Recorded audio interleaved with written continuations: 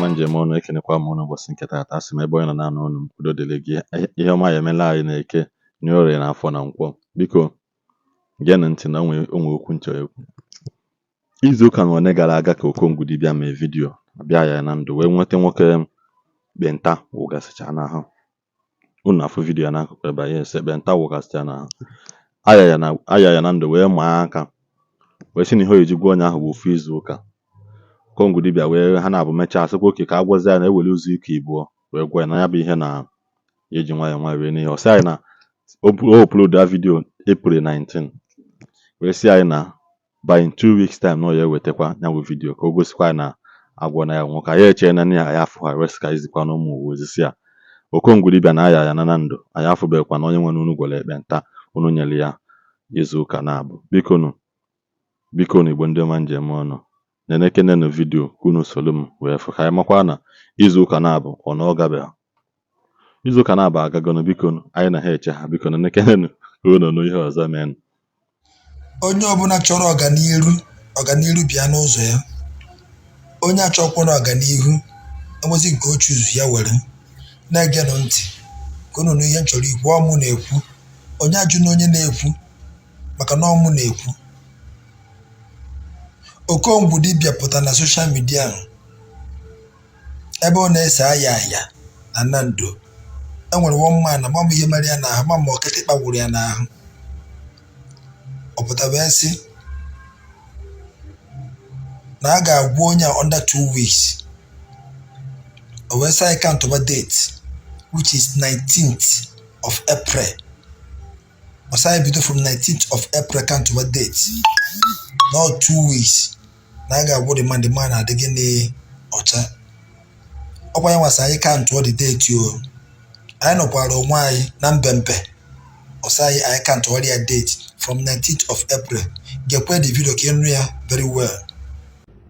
Ọra n'eze asị na tata bụ onye ya ịghetalụ na ife ọma ghetalụ na ife akwa ka ife enwe ịma na onwe ife ọ ya bụrụ na-ekwube sometimes a na-ekwu na Okongwu ị na-ekwu ka Okongwu ị na-eme ka nke Okongwu ị na-eme ka nke rapụ ama m ife m na-eme ị na-ege ntị. Ana m alaiki karị asị na ife eji mmanụ dibịa bụ ị na-eme na-amụ aka.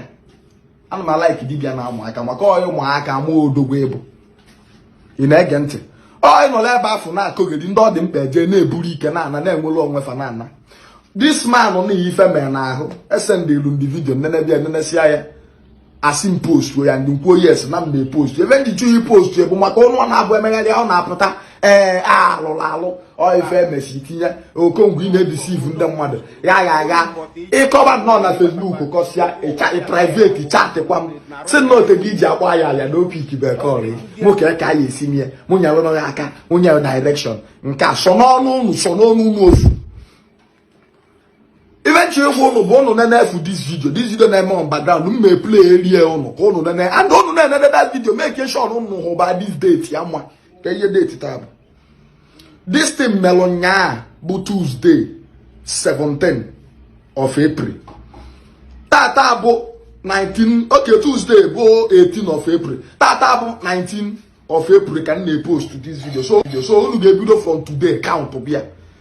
Ayaya nye this man nọ n'ebe a 2 weeks ka ọ wee gwọta ya. Gwọ ya atịrịkpa niile agba ya n'ahụ ndị amụsụ gba ya. N'oyi echi ya takwa online. Nye onye ọbụla testimony ka ife niile si ga. Ịma na ụfọdụ ndị pastọ bụ ịgbatakwala ana. Ịma na ka nsi wee gwa unu na rie ọya a na-eji nwa ya agwụ ya. Ịma na ọ bụrụ ụfọdụ ndị eme majik brakata azụ ọghọ ọba gbaa ọkala atị sị na ba na ife na-eme ya adịghị ugwo. Ọ bụrụ ya bụ na ịgwọ ọya. Ịgwọ ọya bụ na a ga-ekulu down gwọọ ọya. Ife Ayaya na Nando nye this man bụ 2 weeks ka ọ wee gwọta ya. So nke nwa na-enekwa ọ bụ na onwe onye inwe ebe ya ahụ adịrọ na nwa mbudi ọya mebi ya enye ule. Amaghị m afọ a na-akpọ ya nke a mana ahụ this man gwụrụ agwụ. Unu ya eji aka unu nene this video unu nenesịa this video unu eshi ya hụba this date ya nwa then anyị na-echichatakwa after 2 weeks ma ọ gwọbịa gwọsịa ya gwọta ya ka the man bịa werụzi ọnụ ya announce anye testimony ka o si wee mee. Ị na-ege ntị. Unu na-enene this video na-eshi ya ka ndị ọdas wee nwee ike fi onye unu na n'onu bụ adreesị ụmụ alụsị Okongwu Dibia Davis gbaa mbọ make sure niile follow this page for more update. Kemgbe ị chọrọ nwe boy n'ọya Tata. Unu mbọta ịchọ ka m gwọ ya ịbatakwa egwu ụwa si ya na aya ya agwụgo gị na ọ bụrụ na arụ ya na ọ dịgo yi mma ọ ibe nchọ ọ bụ na ịkụzie short date chukwu na-ekwuru ozi mba na mma na onye ọbụla ịbụ nọ na-etinye n'onunu bụ isi ya biko na ya ewepụta gị chọọ atịsị mebi ya kịta na otu esigbu gị ya ka mgbe ịchọ ka m wee gwọ ya n'ọya ọ bụrụ na ewiki ka m wee gwọ ya oke ngwa anụ m ife ikwu mana ihe m ga-eji gwọ ya bụ 2 weeks 14 days 14 days ka o nye gị ka nye gị arụ ya change ịbatakwa egwu ụwa na agwụgwụ yi na arụ ya na-aba chukwu na-aba ndị ọdịnala na-aba Ayaya ngwa bịa ka ije n'igwe ya ihe agwa ya si ya ọya ebe o si bịa onye wetalie ya return ọlịa back to sender ka arụ ya dịkwa etu chukwu si kee na iburu ibe a wee pụta ụwa ọ dị ya agwa ya Okongwu Dibia gị na Ayaya na Nando 2 weeks ahụ erugo gafee kaụntụ ọnụ the date ọ bụrụ na ikecha vidio were aka kaụntụ date Okongwu Dibia ịnụ vidio kaụntụ date Ayaya na Nando ịnụkwa the video kaụntụ date the man ihe wụ n'ahụ ịnụkwa vidio m mere kaụntụkwa date and ọkwa Okongwu sa anyị kaụntụ date o anyị nọkwara onwe anyị na mbempe ọsa anyị kaụntụ date 19th of April from 19th ka ọsa anyị bido kaụntụkwa the date which is 2 weeks 14 days Okongwu Dibia sa anyị kaụntụ date the man si no 1 week ka ọ chọ ka e wee gwuo Ayaya na Nando esi ya no 2 weeks ahụ 14 days ihe m chọrọ ịjụ onye ọbụla jụkwa ndị ọha na eze enwere ike ọbụna m amụghọ na unu epost go the video maka unu post the video mgbe the man na aya ahụ achọrọ m ka njọ biko the man agwọgo the man na ọya si gosi anyị video ebe a gwọrọ ya ọya na o nyere ya 14 days anyị kaụntụ date and mgbe ọ na-aya ahụ unu gosiri ya na social media biko gosikwa na anyị the man ka afọ na-agwọgo ya ọya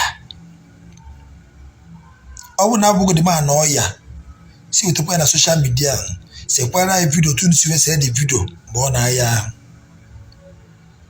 ịmana some people pụta ụta ewere aka ha na-ete onwe ha ure some people pụta ụta ewere aka ha na-eme onwe ha expose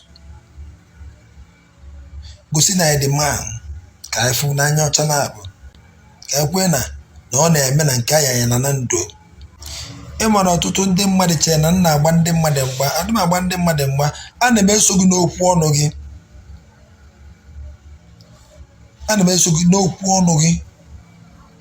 ihe ọ na kwuru a na-emeso gị n'okwu ọnụ gị enwe ndị ọ gawa igwe okwu ha eme ya overlook ndị ọ gawa ikwu okwu ha na-eso gị eso na ndị ọ na-abịa ikwu okwu a na-emeso gị n'okwu ọnụ gị ọgụ ji ọnụ gị wee kwuo anyị nọrọ onwe anyị maka ọ bụrụ na ise ha the video anyị agaghị ama na edere ihe a mere the man mana ọgụ ọzọ the video si anyị na ị ga-emenwu ya ihe ọpụta awụ na ewe ọkacha kacha so gosi anyị that man ka anyị fụ na agwụgo the man ọya ọgwụ na ichefuru social media agaghị echefu social media nchefu enwere ndị agaghị echefu ịdị mmadụ dị ka m so gosi na anyị the man ka anyị fụ na the man na agwụgo ya ọya ka ọ rụkwara ihe anyị ji aka so that ndị na-ekwu okwu maka Ayaya na Nando ya na Okongwu Dibia ana m ekwusi ya ike si gawa ebe a na ike dị ebe ahụ maka na nke bụ eziokwu na unu sikwazi na enwere ihe a na-akpọ command biko geenụ vidio ka unu from their mouth. Ife ọzọ na-emekwa ka ngwa ndị mmadụ o nwere ife anyị na-akpọ command a bụ ndị ọcha na-emela ọgụ na-eyuzu command ndị ọcha na-emela ọgụ ga-eyuzu the command omebe ndị na-azụ afịa ga-eyuzu command omebe ndị na-achọ contract ga-eyuzu command omebe command nke m dị ife a nke onye ọbụla ga-adị etu a mana command a adịghị asị ka ị nọdụ ebe ka isi ka ewetara ya ị ga-ezite mmadụ ga were nke gị wee were enyere ya aka were command Adịghị dị enye n'ikuku, ede enye command n'ikuku. Aba bụ ife na-eme n'ikuku, mana command ya ede enye n'ikuku. Ọ ndị ọcha na-emela ọgụ special ka ọ na-alụkele ọrụ. Ndị na-azụ afịa ka ọ na-alụkele ọrụ. Ndị na-achọ contract ka command na-alụsị ọrụ. Ịnọdụ ebe a command anya ife ikwuru etu ekwuru ebe ka ọ ga-adị. Anyị wee na-agwakwa ndị mmadụ na command ya na anyị ga-enyefe ya ndị na-azụ afịa 50, ndị na-atụ ọrụ 50, ndị na-achọ contract 50 ka anyị ga-enyekwa command a. Also, anyị na-abịa ịgwọsi ọgwụ iwere mee giveaway. Ife anyị ji eme giveaway a ife anyị ji enye giveaway bụ ka anyị na-enyere ndị Igbo aka, na-enyere ndị Anambra aka, na-enyere akwụkwọ ịnọ nke ụwa aka, ka ndị mmadụ wee si ebe a na-ebite. O nwere ndị amoosu ji, ndị amoosu na-eme eje ana. O nwere ndị ọgwụ na-eme eje ana. O nwere ndị ụmụnna na-eme eje ana. Ọ ife anyị ji ewepụta ọgwụ dị iche n'iche na-enyere aka. Ebe nwere ihe na-akpọ command. Why na-ewe command a command ya sickness eme that man immediately ka that thing na. Why do na-ewe command ya INEC chairman ka ọ kpọọ result, the original result. Why do na-ewe command ya mgbe the governor of CBN mefere pochiri na ya release ego. Why do na-eji command ya command ndị British ji Nigeria ka ha release Nigeria ka ihe dị mma. Why do na-ewe command ya something dị error ka ọ dị mma. Asakwa m na-enwe command mana mma agwụ na command a da arụ ọrụ. Ihe o ji arụ ọrụ na unu na ebe anyị na-ata afụfụ, unu ebe Nnamdi Kanu na ọ na dungeon of DSS, unu eyuzora command, unu were command a si izie for a long time. Unu nọ ndị na-aya kidney failure, unu eji command na kidney failure ka ọ dị mma, unu gbachi nkịtị n'ọrụ nwaya. Isi m believe zie na the command ya na-arụ ọrụ. A challenge m unu taa were no command ya ebe ọ na nọ. Achọ m ime apịa na nke Ayaya na Nando ka ghara ime onwe m. Ayaya na Nando enye m gị ikike gị na Okongwu Dibia command ya nọ m ka m apịa na nke gị without knowing na mbe na apịa na nke gị. See the video gosi ụwa niile. Enyego m gị go ahead were command ya m ebe ọ bụ na nọ, ma agwaghị ebe m nọ. Werezi command ya m ebe ọ bụ na nọ ka m gbaa moto ma apịa na nke gị without ime onwe m. So ka ụwa niile fu na command ya na-arụ ọrụ. Asọkwa m na command ya fake kama na agbaghị na me believe on the command. Before believe on the command ya, were command ya mụnwa ka m apịa na nke gị. Maka sị gị were command ya Nnamdi Kanu ka ọ pụta all long process. Ọ sị gị were command ya another thing all long process. Mụ asịsị gị were command ya mụnwa. Achọrọ m ime apịa na nke gị without knowing na m mere apịa, because i command ya m it means that iji power wee hold onwe command ya m. Ọtụtụ ndị mmadụ pụtara ebe postiri ihe na-akọ ihe juru ọnụ. Asọkwa ngejekwana ngwa ọgwụ, asọkwa ngejekwana na nke Ayaya na Nando, asọkwa ngejena na nke dibia, asọkwa ngejena n'ụka. Enwebụ onye nji ihe mmanwụ na mfu ihe doro m anya. Mmụọ na-etiri m egwu gwara m si mụ na ihe ya adọrọ possible na m kwuo ya ekwuo m like ihe nọ ịlike hapụ. Maka na mmụọ na-etiri m egwu kacha mmụọ niile n'ụwa niile. Ofu ka mmụọ ahụ dị. Mmụọ asị m gaba ọ kacha ihe niile nọ n'ụwa. Adị m anya isi o. Onwe m na-etinye aka mana ekwugo m chọrọ ikwu. Onye chọrọ ịnụ ya nọrọ, onye achọghị ịnụ ka a gbasara ya.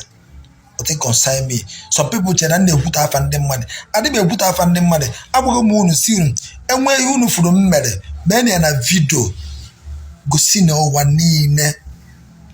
Mgbakwa gị na fon jụọ gị sị gị nwa ji mee vidio ka m nwụọ that very day.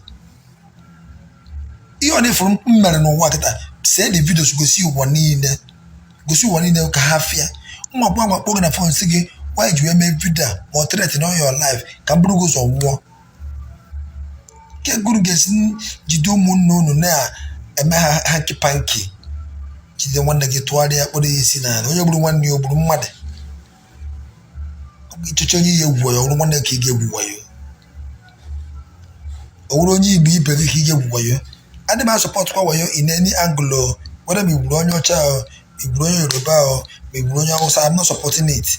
Mana nke kazi njọ bụ na ịchọrọ Igbo iwuzie nwanne gị ofu nna ugbu onye Igbo. Maka na ndị Igbo ofu nna. Otu aka ha m n'ọnụ ịchọkwa ịnwụ je ọgọt. Ihe a m na-ekwu onye ọnụ kwere iwe ọrụkwa free ije na transformer dị na ka eje manye isi ebe ahụ. Ọ chọọ trailer Dangote. Ọ na-agbafe ọmakpu ebe a trailer arịa ya elu. Achọkwa m ịma na ihe ọma adadị ndị mmadụ mma. Enwe onye like ka a na-ekwu eziokwu. Ikwu agwa eziokwu achọba gị mbịa ka a pịagbuo gị. Mana ofe ihe ga-ama na eziokwu enweghị ike ịnwụ anwụ n'ụwa ọdọ possible. Ịpịagbugoro onye na-ekwu eziokwu and the person will continue. That's the reason why Chukwu ji wee wụrụ amasị. Dọkọ ha m n'ọnụ ka ọ dịkwa. Maka unu na-eche anya vidio biko nyere anyị aka gbasa ozi nyere anyị aka ka anyị na-agbapụsi ndị anụ afọ maka na ihe ha na-eme akarịzi ya biko bụ ndị ma njem ọnụ ka anyị nwee mgbe ọzọ.